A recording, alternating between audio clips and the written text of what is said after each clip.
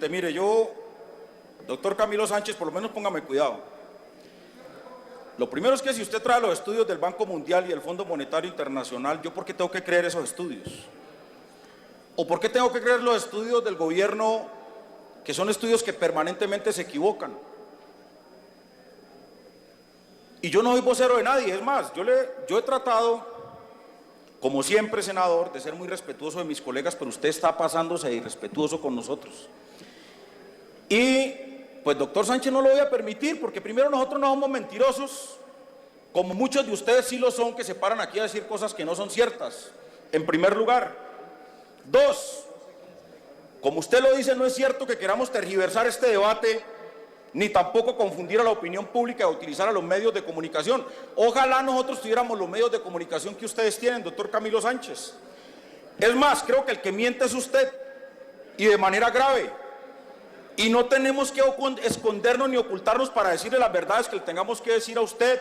Y ayer se lo dijimos en su cara quienes estaban pegando los afiches. ¿Sí? Y si yo hubiese pegado un afiche contra usted, lo digo porque a mí no me da miedo ni usted ni nadie, yo tengo miedo y no a Dios. Y si usted, doctor Camilo Sánchez, yo le voy a entregar este documento a usted ya, senador Guerra. No es cierto que este sea un documento viejo y de la primera ponencia, presidente. Esto es un documento de diciembre 12 de 2012. Es más, este documento es posterior a su intervención. Yo no sé si hoy estamos a noviembre o a enero. Estamos hablando de un documento de la Contraloría General de la Nación. Y le pido a las cámaras del Congreso que registren este documento para ver quién está mintiendo, si miente usted o miento yo. Pero no pueden seguirle mintiendo al país que estos son documentos viejos y que los venimos a presentar a última hora para confundir la opinión a los congresistas. No, senador, respetémonos. Este es un documento de la Contraloría General de la República que fue expedido el día de ayer y lo recibimos el día de ayer y con mucho gusto ahora le regalo copia, senador Camilo Sánchez, porque nosotros no tenemos cartas marcadas, ni tenemos por qué darle trampa a usted ni al país, como sí lo hace el presidente Santos cuando le mintió a los colombianos, en donde planteó que había que defender los parafiscales en campaña, y hoy, como presidente de la República y como acostumbran a hacerlo los politiqueros, en campaña van y le dicen al país lo divino y lo humano, y cuando ya están en estos cargos le mienten a los colombianos. Entonces, no, senador, con mucho gusto le regalo copia del informe, y es un informe suscrito por la Contralora General de la República en diciembre 12 de 2012. En este documento plantea la Contralora General de la República la preocupación de reducir la renta del 33 al 25%, que tiene un recaudo de 19.4 billones a 14.8 billones. La Contralora manifiesta que reducir este impuesto a la renta podría generar una pérdida de 4.6 billones en el presupuesto nacional, lo que significaría un costo fiscal cercano a los 12 billones de pesos. Muy grave porque es uno de los elementos centrales de la reforma, el impuesto a la renta. Grave en el tema de los parafiscales. A juicio de la Contralora, es poner en riesgo a dos entidades porque no sé si tiene certeza de que otro de los impuestos que se crea, como él cree, sea un impuesto que vaya a garantizar la sostenibilidad de estas dos entidades. Y dice la Contralora, a juicio de la Contralora, la creación, aquí está, senador Guerra, mire, para que lo... No, ahorita que termine, con mucho gusto se lo entrego, diciembre 12 de 2002, la creación del impuesto CREE puede generar una pérdida neta, colegas, ojos senadores, la creación del impuesto CREE puede generar una pérdida neta de 6.3 billones, lo que agudizaría el déficit de la nación y la equidad de la estructura tributaria. Así pues que estos son elementos de fondo centrales que tienen que ver con la estructura formal de esta reforma tributaria. La Contralora también hace un análisis a otro de los impuestos de la reforma tributaria, el IMAN, y dice, este proyecto como está concebido incrementaría más la carga tributaria para la renta laboral, que es lo que nosotros hemos venido sosteniendo, senador Camilo, que nosotros estamos argumentando que aquí van a golpear a los trabajadores, a los asalariados, y es cierto. A juicio de la Contralora, este impuesto, el IMAN, como está concebido, incrementaría aún más la carga tributaria para la renta laboral. Esta fórmula, constituida en el IMAN, conlleva a la reducción del tributo por manejo de utilidades. Además puede generar, que también lo dijimos acá, evasión, toda vez que el contribuyente puede reducir su tributo por utilidades. Y es muy fácil. Este es un impuesto que puede generar evasión, porque si una persona natural, un trabajador independiente, gana más de 6 salarios mínimos, pues él, con su contador, no va a reportar los 6 salarios mínimos, senador Camilo, sino que va a reportar 4 o 5 a efectos de que no lo alcance ese impuesto, y por esta vía puede darse una evasión que es imposible controlar por parte de los órganos competentes para esta decisión. Voy a leer entonces textualmente, senador Camilo, yo ya le voy a hacer entrega por escrito de este documento. La Contralora, membreteado, senador Camilo. Es más, lo invito para que si usted está mintiendo, que si yo estoy mintiendo, me denuncie a la Corte Suprema de Justicia. Pero también permítame que si alguno de ustedes ha mentido, denme el permiso para también ir a la Corte Suprema de Justicia a denunciarlos. Al final, la Contralora General de la República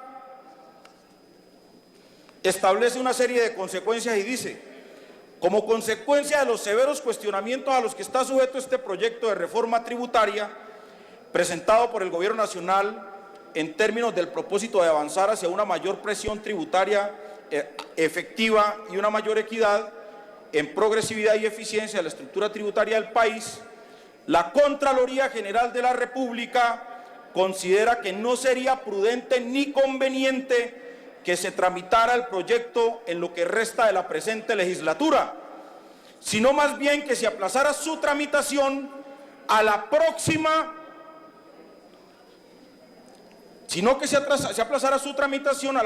legislatura, para dar la oportunidad de tener un debate mucho más amplio en círculos académicos, en el gobierno y en el mismo Congreso de la República, y por supuesto ante la opinión pública como condición indispensable para acertar con una reforma tributaria que aporte en el proyecto de construcción de una sociedad más democrática e incluyente. Ese es, señor presidente, el informe que quería traerle de la Contraloría General de la República, pero además quería dejar en consideración de esta plenaria una serie de preocupaciones que tenemos y que las hemos venido reiterando en estos 2 días de debate que llevamos en relación a la reforma tributaria. Miren, nosotros consideramos que esta reforma tributaria, como la han denominado, para la equidad y para la generación de empleo, es demagoga y es politiquera. Porque si aquí se quiere generar equidad, lo primero que se tiene que hacer es establecer un escenario democrático claro. Y el escenario democrático que se debe tener en cuenta es que lo que existe en los demás países es que quien más gana, quien más genera utilidades, es quien más debe pagar, y no como está establecida esta reforma, es que quien menos gana, quien menos tiene condiciones para actuar en la vida económica del país, como son los asalariados, como son las pequeñas empresas, como son las pymes a las que se refieren en algunos de estos casos, son los que tienen que pagar. Esta es la propuesta que tenemos que son grabados. En ese estado de cosas, señor presidente, nosotros consideramos también que esta reforma tampoco va a generar empleos. Y no va a generar empleos por una sencilla y llana razón. Porque si estas empresas que están recibiendo el beneficio de reducción de impuesto a la renta, que pasan del 33 al 25, y cada una de estas empresas tiene 1.000 o 2.000 trabajadores, pues hombre, estas empresas no van a generar empleo, porque un empresario que tenga 100, 200 o 500 trabajadores no va a llevar a su carga laboral unos nuevos trabajadores que no necesita. Nadie en su dinámica empresarial se le va a ocurrir llevar mayor número de trabajadores cuando su empresa o su actividad económica no lo necesita, así que es un argumento que se cae de su peso. Es un argumento absurdo y es un argumento ilegítimo. Es más, aquí lo dijo uno de los ponentes, el senador Mauricio Liscano, que inclusive esta reforma ni siquiera llevaba a formalizar el trabajo, senador Edison Delgado, que es una discusión que tenemos en la Comisión Séptima. Y dijo que Claro no iba a formalizar empleo cuando la empresa Claro tiene más de 14.000 trabajadores en provisionalidad. Y dijo que Bavaria tampoco iba a formalizar empleo porque Bavaria no lo iba a hacer. Y Bavaria tiene más de 7.000, 8.000 trabajadores tercerizados. Y dijo también que las empresas mineras tampoco lo iban a hacer cuando estas empresas tienen a más de 40.000 trabajadores tercerizados.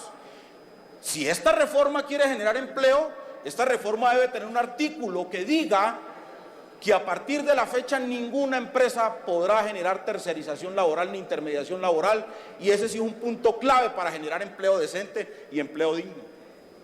Otro elemento que se establece en esta reforma, y en eso ustedes le han mentido al país, senador Camilo, es que ustedes van a gravar con IVA unos productos de la canasta familiar que a nuestro modo de ver van a afectar duramente a los más pobres de este país, y está establecido gravar con una tarifa del 5% a unos alimentos y a unos productos que no estaban gravados, como es la avena, como es el sorgo, como son los granos aplastados, las habas de soya, las nueces, como son los aceites de girasol, de palma, y como son también el salchichón y la butifarra. Amigos, establecen que el salchichón y la butifarra hay que gravarlo con un impuesto del 5%, y también las pastas alimentarias y las demás pastas alimenticias que sin cocer sean llevadas, los salvados, los moñuelos y demás residuos del cernido, las tortas y demás residuos, las materias vegetales y los alimentos utilizados para alimentación de animales, como también las palas, los picos, las binarelas que utilizan nuestros campesinos, y otra serie de productos que ustedes graban con el 5, con el argumento de que unifican bajando unos alimentos del 10 al 5, pero lo que no le dicen al país es que están grabando algunos productos de la canasta familiar con un impuesto del 5% al IVA. Eso es equidad. Eso es equidad, eso es garantía. Sí, ministro, reúnan el equipo porque el tema es muy grave. En ese sentido, entonces, nosotros consideramos que los argumentos que hemos venido sosteniendo para que esta reforma tributaria sea replanteada son claves. Señor presidente. Senador Alexander, solo para organizar el debate, su señoría me pidió ayer, además de los 20 minutos de la vocería que usó el polo, de la intervención muy